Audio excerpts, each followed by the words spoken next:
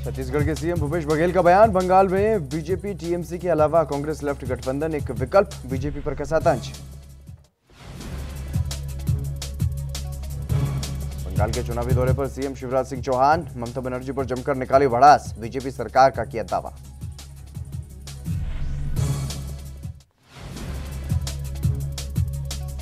चुनाव आयोग पर कांग्रेस नेता दिग्विजय सिंह ने उठाए सवाल, कहा निष्पक्षता नहीं आ रही नजर।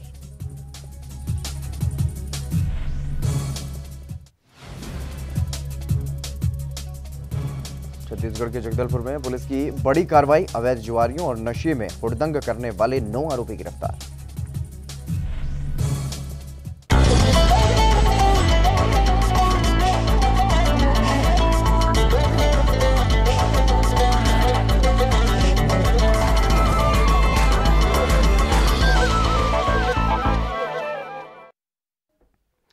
नमस्कार, एएनबी न्यूज देख रहे हैं आप और मैं हूं आपके साथ हितेंद्र। स्वर्णिम मध्य प्रदेश छत्तीसगढ़ में आप सभी का स्वागत है। बुलेटिन का आगाज करेंगे। बंगाल समेत देश के 5 राज्यों में विधानसभा चुनाव होने जा रहे हैं और इसी कड़ी में सभी दलों के बड़े नेता चुनावी राज्यों में ताकत झोंकने में जुटे हुए हैं। इसी कड़ी में कांग्रेस के वरिष्ठ नेता और छत्तीसगढ़ के सीएम भूपेश बघेल का बंगाल दौरे पर उन्हें अब भेजा गया है। इस दौरे पर जाने से पहले उन्होंने मीडिया से बातचीत में यह कहा कि बंगाल में बीजेपी टीएमसी के अलावा तीसरा विकल्प कांग्रेस और लेफ्ट है। वहीं बीजेपी पर जमकर उन्होंने निशाना भी साधा। चुनाव हो रहे हैं और चुनाव की तिथि अब घोषित हो गई है। चुनावी वातावरण पूरी तरह से बन चुका है। एक तरफ ममता बनर्जी की पार्टी है, तृणमूल कांग्रेस, और दूसरी तरफ बीजेपी है, और तीसरा विकल्प के रूप में कांग्रेस और लेफ्ट ये तीसरे विकल्प के रूप में सामने आई है। मैं समझता हूं कि लोग ज़रूर इस पे गौर करेंगे। दोनों लड़ रहे हैं और कांग्रेस की भी सरकार वहाँ रही है, लेफ्ट की सरकार रही है, और दोनों मिल के लड़ रहे हैं, तो इसका फायदा जरूर मिलेगा। भारतीय जनता पार्टी जाने से पहले ही वहाँ दंगा फसाद शुरू कर दिया है।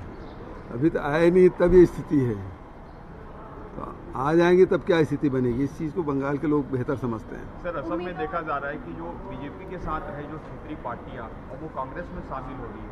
क्या यह माना जाए कि क्षेत्रीय दल भी अब बीजेपी के जो विचारधारा है या सीए जैसे मुद्दे को लेकर नाराजगी और जिसका फायदा आपको मिलेगा? 5 साल जो उनके साथ रहे उसको सहयोग दे के वो लोग पछता रहे हैं, और अब वहाँ कांग्रेस की सरकार बनने जा रही है, और कांग्रेस वहाँ आसाम के अस्मिता की लड़ाई लड़ रही है। और जो हमारे समान विचारधारा के लोग किसी कारण से नाराज होकर पिछले समय छिटक गए थे, अब वो सब साथ में है। सर, आर्थिक सर्वेक्षण की आर्थिक कुप्रबंधन का शिकार है सरकार, इसलिए 0 बजट हो सकता है इस बात का, ऐसी अभी से वो कयास लगा रहे हैं। केंद्र का बजट हमने देख लिया, सब माइनस में है। और मैंने उस दिन विधानसभा में सारे आंकड़े हमने रखे हैं, वो देख लीजिए क्या स्थिति है केंद्र के और राज्य की। जीएसटी हमारा सरप्लस रहा है। जीएसटी कलेक्शन में छत्तीसगढ़ कभी पहले स्थान पे, कभी दूसरे स्थान पे रहा है, और जब से लॉकडाउन ख़त्म हुआ तब से हमारा जीएसटी है वो पिछले वर्ष की अपेक्षा अधिक। वहीं मध्य प्रदेश के मुख्यमंत्री शिवराज सिंह चौहान बंगाल के चुनावी दौरे पर हैं और इस दौरान उन्होंने बीजेपी के उम्मीदवार के लिए प्रचार किया, तो वहीं ममता सरकार पर जमकर उन्होंने भड़ास भी निकाली।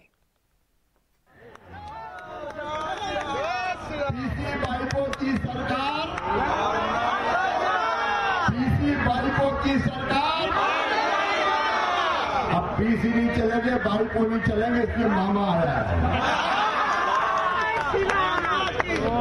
2 मई को जीती गई, चुनाव परिणाम आने वाले हैं। 2 मई जीती गई, 2 मई 2 मई 2 मई दीदी जाएगी और भाजपा आएगी। अब कोई ताकत भारतीय जनता पार्टी को आने से रोक नहीं सकती।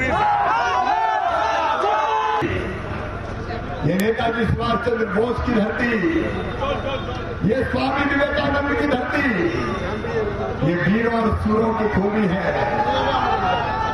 ये चिंतक विचारकों की भूमि है, ये शांति और प्रेम का संदेश देने वाली है। यहीं से वंदे मातरम मंत्र का उद्घोष हुआ, जिससे पूरे हिंदुस्तान को खड़ा करके आजाद कर दिया हिंदुस्तान को। उस भारतीय जनता पार्टी के कार्यकर्ताओं का बलिदान व्यर्थ नहीं जाएगा। ममता बनर्जी, आपने बंगाल को बांटने का पाप किया है। एक बार बंगाल को बांटा था 1906 में अंग्रेजों ने, तब बंग भंगा आंदोलन किया था। तुमने कैसा बंगाल बनाया? यहाँ सरस्वती पूजा नहीं हो सकती, यहाँ भगवान श्री राम की जय के नारे नहीं लगाए जा सकते। जय श्री राम का नारा लगाए तो दीदी पोखरा जाती है, मंच से उतर के चली जाती है। मध्य प्रदेश के पूर्व सीएम और कांग्रेस राज्यसभा सांसद दिग्विजय सिंह ने बंगाल चुनाव पर प्रतिक्रिया दी है। बंगाल की सीएम ममता ने 8 चरणों में चुनाव करवाए जाने पर सवाल उठाए, जिसको लेकर के दिग्विजय सिंह ने भी चुनाव आयोग पर सवाल खड़ा किया है। माननीय चुनाव आयोग को होना चाहिए, वो निष्पक्षता नजर नहीं आ रही है। यदि ममता जी ने इसमें आपत्ति की है, सामान्य तौर पर सारे राजनीतिक दलों से चर्चा करने के बाद ही तारीखें तय की जाती है। उनका दमन कर रही है विश्वास सारंग जी कम से कम ये उनको न जताएं। यदि उनको महात्मा गांधी से इतना प्रेम है तो भाजपा में क्यों है, कांग्रेस में क्यों नहीं आते? मध्य प्रदेश के पूर्व सीएम कमलनाथ ने बीजेपी सरकार पर निशाना साधा है। उन्होंने ट्वीट करके वैक्सीन के दाम पर सवाल उठाए हैं। उन्होंने ट्वीट में लिखा है कि कुछ महीने पहले जब चुनावी दौर चल रहा था, कोरोना की वैक्सीन आई भी नहीं थी, तब बीजेपी के तमाम बड़े नेताओं ने देश में और प्रदेश में आम आदमी को फ्री में वैक्सीन लगाने के बड़े बड़े दावे किए थे। और आज ये जानकर कि देश में बुजुर्गों और गंभीर बीमारी वाले लोगों को भी वैक्सीन के 2 डोज के लिए 500 रुपये चुकाने होंगे, बड़ा ही आश्चर्य हुआ। आम आदमी का तो अभी नंबर ही नहीं आया, वैक्सीन भी जुमला बनी।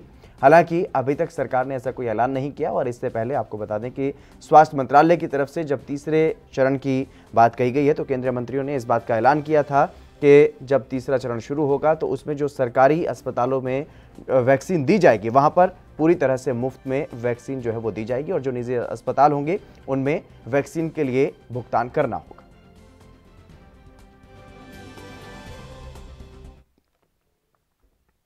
जगदलपुर पुलिस ने शहर में अवैध रूप से जुआ खेलने और शराब पीकर हुड़दंग करने वालों पर बड़ी कार्रवाई की है। कोतवाली पुलिस और बौद्धघाट पुलिस ने संयुक्त रूप से कार्रवाई की है। कार्रवाई के दौरान 3 लोगों को पकड़ा गया है। कोतवाली थाना क्षेत्र के अंतर्गत नयापारा में पुलिस को सूचना मिली थी कि कुछ लोग अवैध रूप से जुआ खेल रहे हैं और मामले में पुलिस ने रेड की तो आरोपी भूपेंद्र यादव, आकाश जायल और पवन सिंह को मौके पर ही जुआ खेलते हुए रंगे हाथ पकड़ लिया।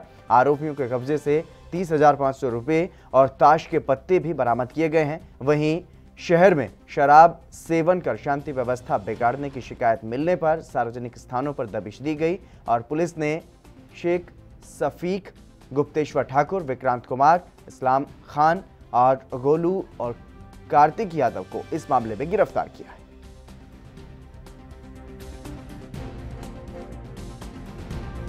टीम के द्वारा नयापारा क्षेत्र में जो है दर्शित स्थल पर रेड कार्यवाही किया गया और इस रेड कार्यवाही के दौरान 3 जुआड़ी जो है मौके पर जुआ खेलते रंगे हाथ पकड़े गए हैं, जिनमें भूपेंद्र यादव, पवन सिंह और आकाश तीनों जो है नया मुंडा और गांधीनगर क्षेत्र के निवासी हैं, जिनके कब्जे से और फड़ से जो है 30,500 रुपये नकद, साथ में 52 पत्ती जो है मौके पर बरामद किया गया है। और इस मामले में तीनों आरोपियों के विरुद्ध धारा 13 जुआ एक्ट के तहत आपराधिक प्रकरण पंजीबद्ध किया गया है और इसमें 52 पत्ती ताश और 30,500 रुपये नकद जब्त किया गया है और इस मामले में तीनों आरोपियों की जो है गिरफ्तारी कर ली गई है।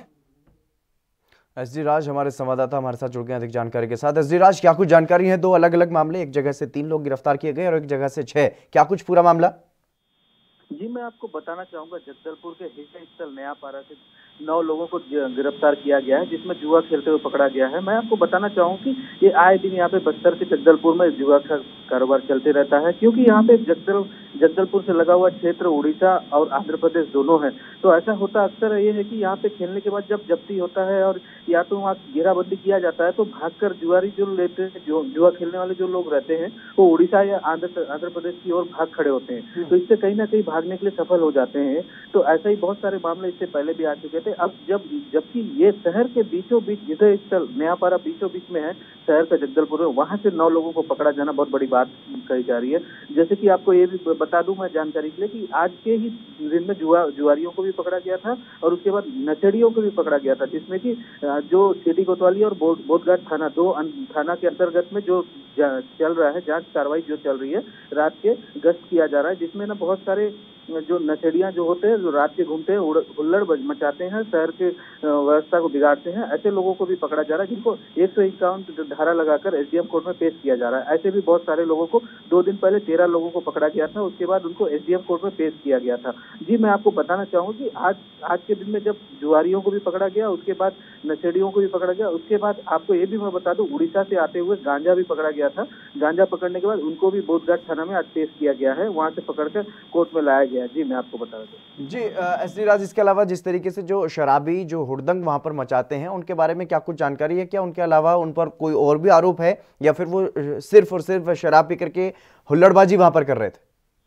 जी, मैं आपको बताना चाहूंगा कि कोई भी दूसरी आरोप तो इनके नहीं बताए जा रहे हैं। जो जानकारी हमको मिल रही है इस हिसाब से खाली ये जुआरी और शराबियां हैं, और जो कि ये जैसे कि बंद का माहौल जब चल रहा था, कल बंद भी था, जीएसटी का बंद चल रहा था, जीएसटी का पूरा भारत बंद चल रहा था, तो कहीं ना कहीं ये बॉर्डर होने के कारण कहीं ना कहीं से ये दारू की व्यवस्था कर और यहाँ पे बैठकर दोस्त यारों के साथ हुल्लड़बाजी करना, और ऐसा भी किया जा रहा था। वहाँ पे भी तभी वहाँ से भी कुछ लोगों को पकड़ा गया था। ऐसे ही कार्रवाई यहाँ बोधघाट थाना और सिटी कोतवाली आए दिन कर रहे हैं और आए दिन सफल हो रहे हैं ऐसे कार्रवाई कर रहे हैं और घेराबंदी करके कार्रवाई करने में। और मैं ये भी कहना आपको चाहूंगा कि ऐसे हुल्लड़बाजी करने के बाद जैसे कि आपको मैं बताना चाहूंगा कि बस्तर संभाग जो नक्सल क्षेत्र के नाम से जाना जाता है, तो आए दिन यहाँ पे नक्सल घटनाएं भी होती रहती है। ऐसे जगह में इस तरह से हुल्लड़बाजी करना कहीं ना कहीं नुकसान भी है, क्योंकि रात के समय में इस तरह से नशेड़ियों का घूमना कहीं ना कहीं नक्सलियों जब रात के कुछ ना कुछ कारनामे अंजाम देते हैं, तो ऐसे में घटना भी होने की आशंका लगे रहती है। तो इसलिए सिटी कोतवाली और बोधघाट थाना जो कार्रवाई कर रहे हैं वो सही कर रहे हैं। जी बिल्कुल, तमाम जानकारी देने के लिए एसडी राज बहुत शुक्रिया आपका। तो लगातार जिस तरीके से अब जगदलपुर में ये कार्रवाई की जा रही है, जो भी नशे में वहां पर हुड़दंग मचाता है, हुल्लड़बाजी करता है, उस पर भी कार्रवाई हो रही है, और जो अवैध जुआ खेलने वाले लोग हैं उन पर भी इसी तरीके की कार्रवाई जो है वो की जा रही है। वहीं मध्य प्रदेश के रीवा जिले के मनगवा में शासकीय महाविद्यालय का लोकार्पण होने से पहले ही वहां पर भ्रष्टाचार का मामला भी सामने आ गया। प्रभारी प्राचार्य कमलेंद्र सिंह पर यह आरोप है कि उन्होंने नौकरी देने के नाम पर रिश्वत ली है। आरोप लगाने वाले राकेश सेन ने यह बताया कि उससे 1 लाख रुपए प्रभारी प्राचार्य ने लिए हैं और ये कहा कि तुम्हें शासकीय महाविद्यालय में चपरासी लगवा दूंगा, नौकरी मिल जाएगी। लेकिन 4 महीने बीत जाने के बाद भी आवेदक को नौकरी वहां पर नहीं दी गई है और आवेदक ने 4 महीने बाद इस पूरे मसले की जो जानकारी है वो पुलिस को दी। अच्छा, पैसा लिए हैं और नौकरी देने के। पैसा कौन लिया है? कमलेंद्र सिंह पेश पता है। पैसा लिए हैं जी। कितना पैसा लिए हैं? 1 लाख रुपए। कब लिए थे? 4 माह हो गए। 13 तारीख। आपको क्या आश्वासन दिए थे? कि चपरासी में कि किसी में रखवा देंगे आपको कॉलेज में। हाँ, तो आज तक नहीं रखवाए? नहीं रखवाए। अब क्या बोलते हैं? धमकी देते हैं और 303 तो गोली मारे कहते हैं, लाइसेंस मेरे पास है, फोन लगा के। अच्छा, आपको गोली जूता भी मारने के लिए बोले हैं। अच्छा, जूता मारने के लिए भी बोले हैं और गोली मारने के लिए बोलते हैं? जी। तो इसकी शिकायत आपने कहीं की? हम तो किए ना, हाँ तो भी बोले। हाँ, थाने में बोले, आज भी बोले, बिहार में। तो मतलब चलिए, बुलेटिन में बस इतना ही। आप बने रहिए ANB न्यूज़ के साथ।